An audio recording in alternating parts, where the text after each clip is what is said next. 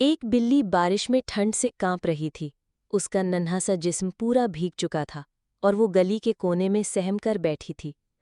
اس کی آنکھوں میں ڈر اور بے چارگی صاف نظر آ رہی تھی۔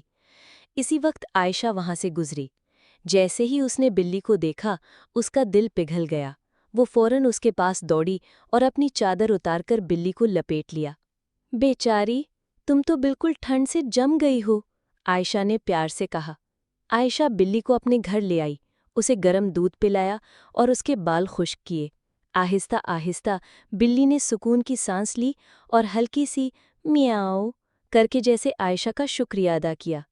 عائشہ کے والدین نے یہ سب دیکھا اور مسکراتے ہوئے کہا، بیٹا، جو دل دوسروں کے دکھ کو محسوس کرے وہ سب سے خوبصورت دل ہوتا ہے۔ اگلی صبح جب عائشہ اسکول سے واپس آئی تو بلی اس کے لیے ایک چھوٹا سا پھول لے کر آئی، جیسے کہہ رہی ہو، شکریہ میری مدد کرنے کے لیے۔ سبق: ہمدردی چھوٹی ہو یا بڑی، کبھی ضائع نہیں جاتی۔ جو نیک عمل تم کرتے ہو وہ کسی نہ کسی صورت میں ایک دن ضرور لوٹ کر آتا ہے۔